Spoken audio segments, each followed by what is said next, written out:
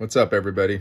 So today's fly is a little fly that is kind of a great little searching pattern on any of your freestone rivers. I've caught a ton of fish on this fly. Also, this is a little caddis larva or a caddis emerger. It's going to have some wing pads on it, and it's super simple to tie. It's one of my favorites.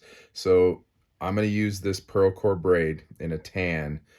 Even though this is going to be more of an olive colored caddis, just because the tan creates a really nice contrast.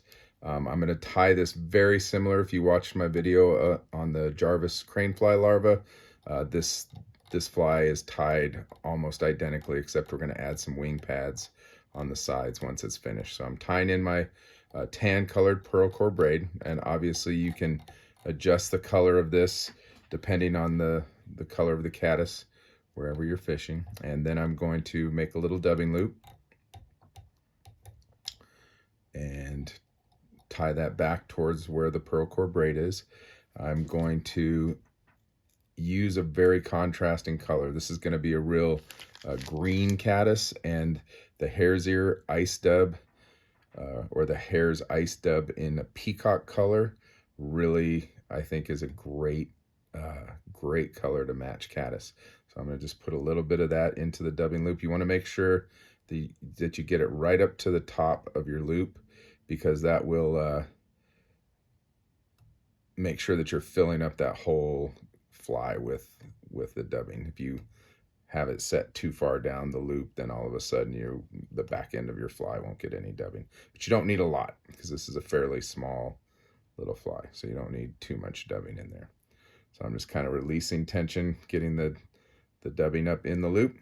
That's enough for this size fly, and I'm going to spin that dubbing up.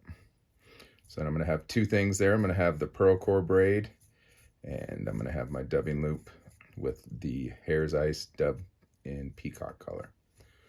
Okay, that looks pretty good. So now I'm going to take my pearl core braid and wrap it up the hook. You can leave a little bit of space in between those wraps, or you can wrap them fairly tight. This little dubbing loop will squeeze in between those pretty easily. And we're about an 1/8 to a 1/16 inch behind the eye there. Now I'm going to take my loop and just split those spaces in between the pearl core braid. Now I know it looks really messy here, but that's what you want it to look like. Once you brush this out, all that messiness will go away and it'll look really nice. So there it is. I have the tan pearl core braid. I have the hare's ice in peacock color on top, and I'm just going to kind of brush that out a little bit with my hand. And next I'm going to take a grouse feather, dyed olive, stroke the fibers off to the side just so I can trim them. And I'm going to trim just a small chunk for a little wing pad. Put that on that side over there. Trim off the butt ends. And I will tie in another little wing pad on the other side. And make sure they're about the same size. There we go. Trim the butt ends. And oh, I love this fly. It is really buggy.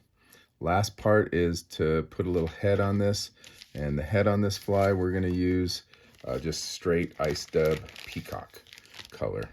And it's funny because the straight ice dub and peacock color is almost like a blackish. It's got a little bit of brown, copper tint, some olive in there, whereas the peacock color in the hare's ice is a very green color. So very different looking dubbings with almost the same name.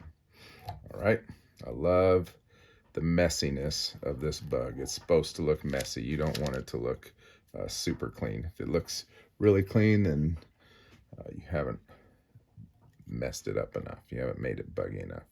A little whip finish. Hit it with one more. And that is it. Okay, so that fly is done, except that we're going to come in and stroke all that stuff back just to open everything up. Pluck some of those super long ones off. And you can even, if you have a couple that are really too long, you can come in and trim. But there it is, the little olive green caddis larva. Great little fly. Hope it catches some fish for you. I've caught a bunch on it. Good luck and enjoy.